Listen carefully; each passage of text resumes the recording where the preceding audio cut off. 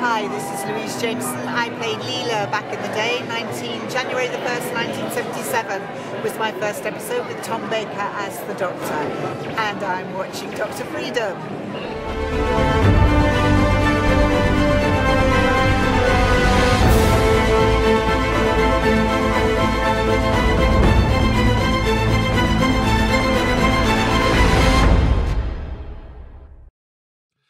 Good evening, folks. Dr. Freedom here with a time some Doctor News from in and around the universe that may or may not cause you to have a slight aneurysm of excitement. Aneurysm of excitement. That don't even sound right. Oh, okay. But it does cause a glitter effect in your brain. A nice shiny rainbow glitter effect. That almost looks like the time for. Okay, let's get off that. All right, I'm just going really weird now. All right, yeah, lots and lots of stuff popping out. I really wish people would get off this whole Bradley Walsh thing. For crying out loud, it came out in the Mirror. The Mirror. And yet everybody's hopping on the bandwagon. They're doing concept art, concept photos. I think someone's already printed out a nice little, doctor companion deal with Jodie and Bradley Walsh for their underwear. It's just gotten to be ridiculous. Oh man, it's like it was in the Mirror. Yet everybody's hopped on it like it's fact. Are we really that desperate? Really? Oh my gosh. But okay, let's get on to the news before I really go nuts. Let's get to it. Let's get at it. Let's head right in. Okay, for those of you who are in the know, of course, Dr. Magazine number 516 is out as of today. Matter of fact, right here, sharing her feelings. This is Jodie Whittaker about her upcoming, about becoming the 13th Doctor. She said, Chris Chibnall wouldn't have cast me as the Doctor because he wanted me to repeat anything that had gone before. And I think as a fan, you don't want to watch something that's an imitation of something that's gone before. Or what would be the point of recasting? See what I mean? Nobody listens to me when I say this stuff. How many other directions could you have gone?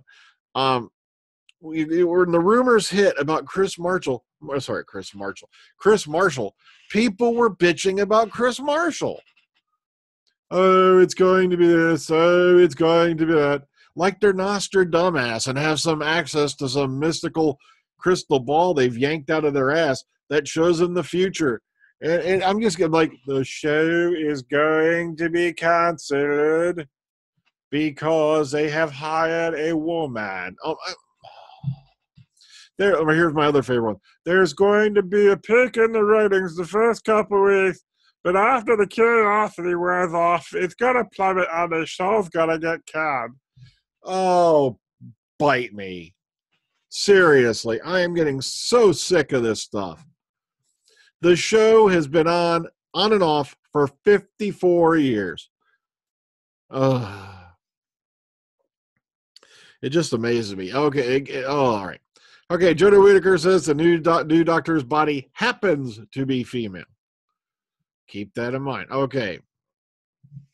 All right. Matter of fact, let's go right here. And this was, of course, in the new interview in Dr. Magazine. I never thought this opportunity would come. It is the first time a woman's played it, but in a way, it's not a woman playing the part, is it? It's a brand new body, and the body happens to be female.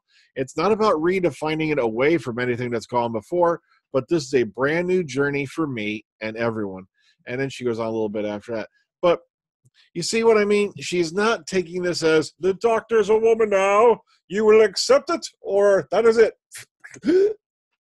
Oh, man. So right there, that should give you a little reassurance that she's going to be playing it as the Doctor who just happens to be in a female body. It's not, I'm sure they're going to make a few nifty jokes here and there along the way. And it's going to be, like I said, I'm really looking forward to when she comes crawling out of the burning regeneration fire wearing Capaldi's clothes. That's going to be hilarious as hell. All right. Jodie Whittaker will be an iconic Doctor Who, says BBC drama boss. Okay, speaking at the Edinburgh Television Festival, Piers Winger. Oh, my God, there's a name I wouldn't want to have grown up with in high school. Yo, Winger. All right. Especially because everybody made fun of Winger, the band, but of course there's Winger. Oh, well, BBC controller of drama commissioning teased that the new Who showrunner, Chris Chibnall, and Jodie both have very clear ideas for the future of the series and the first female doctor's role within it. All right, here we go. Chris has a very, very clear sense of where he wants to take the show and has a very clear sense of the sort of qualities that he's looking for in his doctor, and Jodie fitted with that. He obviously had a relationship with her before from Broadchurch. She read for the part, she auditioned for it, and she came back a few times. And she herself has a very clear sense, a lot of clear sense going on here, of the point of having a female doctor and what she wants to do with that role. And I think she'll make her unexpected and iconic.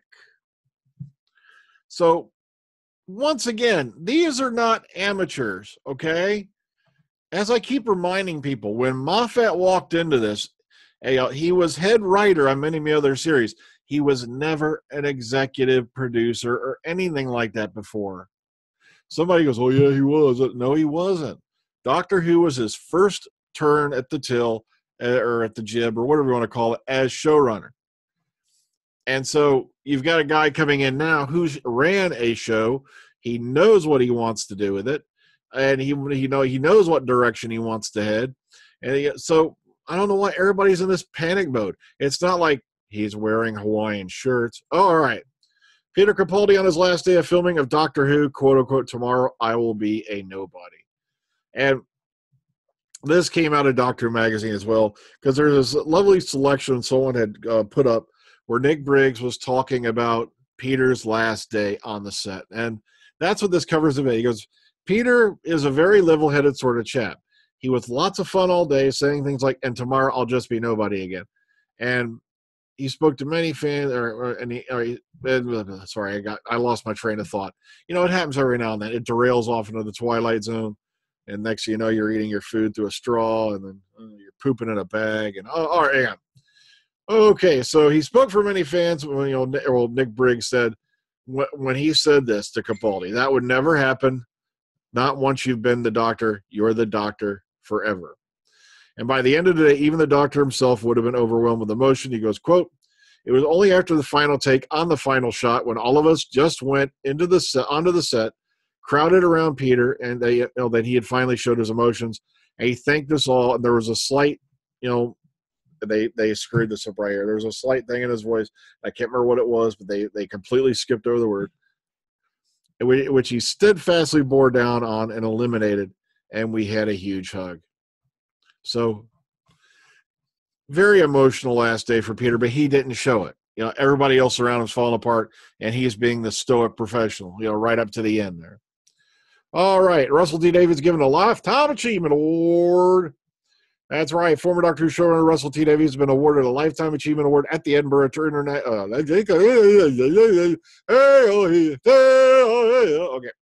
at the Edinburgh International Television Festival. And, of course, it goes into all his list of things, Casanova, Cucumber, Queer as Folk. Okay. All right, so he used his speech to defend the BBC, which he said was being treated with contempt by the current UK government. He said, we actually have a government which is awarding off the BBC with one hand while XXXing off Rupert Murdoch with the other. And we can only guess what that meant. Okay, so okay, Russell T Davies and James Goss in conversation. Oh, okay. Sorry, I screwed up the order. I was going to put this later. He'll be appearing at this place right here for a signing event, Russell T Davies, and I just faded a total backward southerner. All right, so if you want to go check it out, boom, boom, boom, boom. Here's the details you need: £9 per ticket, £15 including the book. See, I forgot what day it is. All right, that's right, Wednesday the 13th of September. I literally found this the minute before I went on the air. So, all right, here we go. Moving on. Russell T Davies says casting a female doctor isn't a big political strategy, and that's another thing I'm tired of hearing. All right, this isn't some big political strategy by the BBC. He said in an interview, of course, Doctor Magazine. This is one man, Chris, moving into the big chair and deciding that's what he wants to do. So for kids, it will be as mysterious and exciting as it was in 1966 when William Hartnell changed into Patrick Troughton. The program has never been that original since. And that's coming from the man, RTD, you know, the guy who brought it back. Anybody remember him? Julie Gardner, you know, the guys who actually ran the show for going on 5 years, actually ran 3 shows with no series splits or series breaks, years off or any of that shit. See, that's what I love about people who jump up and down and go, Moffat had this to do. Dude, him and Julie Gardner were running Doctor Who, Torchwood, and Sarah Jane Adventures at the same time for part of his run as the Doctor Who chair guy. And guess what? No split seasons, no reduced seasons, no missed years. Wham. 13 episodes in a Christmas special every year on schedule. It's called the BBC. We're bending you over and taking you for a ride. It wasn't Moffat necessarily, to be honest with you. It's okay. Russell T Davies says, Jodie Whittaker's Doctor Who casting makes him look old-fashioned. All right.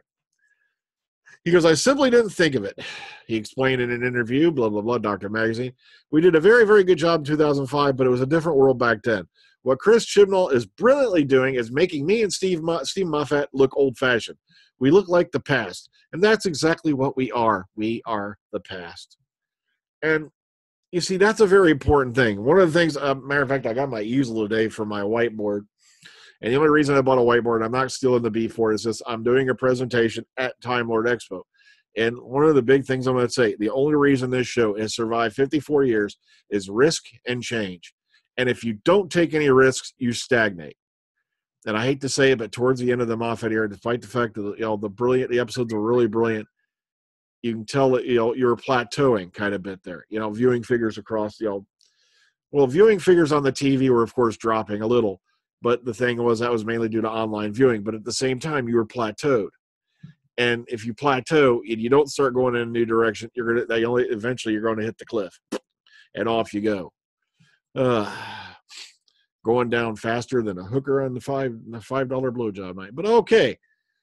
Your kids didn't hear that. All right, moving on. 2 classic companions returning twice upon a time. Now, as you already saw in the trailer, that's Lily Travers, more popularly known for great. You see, now my brain's fried out. See, the Secret Service movie, Kingsman, because Statesman's the other one. That's right, because Kingsman's coming back. She was known for bringing Kingsman, and now we've also got Jared Garfield stepping in to play Ben Jackson. And, she's playing Polly, of course. Now, somebody was jumping up and down the other day going, oh, look, it's Ben Jackson 2. No, more like Ben Jackson 3. Ben Jackson 2.0 is actor Elliot Chapman, who's been doing him for about a year or so over on Big Finish. So get your numbers straight, you moron. Okay, he's Ben Jackson 3, actress Jared Garfield. So there's 3 incarnations of Ben. Makes you wonder about him, huh? Makes you wonder a little about him. But of course, originally played by Michael Craze, who's no longer with us. So it's going to be wondering, we're going to have to be sitting there wondering just how much, they're going to go into that segment, with 10th Planet and all that. Are they going to go into the regeneration? We don't know. Okay, and of course, a little bit more about Jared Garfield, blah, blah, blah. And a little bit more on it right here in this article. That's why I went ahead and kept it. All right. Dan Day, how Rachel Talalay helped shape the Peter Capaldi era. All right, we talked to the cast and writers of Doctor Who about Rachel Talalay's influence on the iconic show, and it's pretty big. Okay, there's a reason why she's been called back to do all these things, especially the series enders and all that, because she's just damn good at it. Also, check out her work over on CW. She's done a lot for like Flash, Arrow, and whatnot. And also, a lot of people may remember a little movie called Tank Girl back in the day. So, really it's nice to see she's getting her due now that the Capaldi era is coming to a close. Oh, God, I got to quit fading into that voice. I'm really depressing myself. Okay, so on a quick note, everybody get off the Bradley Walsh train, because otherwise this is what's going to happen. Everybody's going to get psyched up. Oh, yeah, now I'm really looking forward to this old dude getting on there. There's a lot of people out there who couldn't stand. In fact, Capaldi was too old. But now I got a 57-year-old complaining, oh, eat it up. And then it turns out it's not true. And then there's, oh, those lying bastards. No, you were dumb enough to believe the mirror. And if you keep believing the mirror, I got a nice stretch of beachfront property right there in the middle of Utah. Yeah. Matter of fact, it runs right through Monument Valley. Oh, well, I'm getting out of here before I really lose it. Good night, folks. Take care. Ta-da. Have a good one.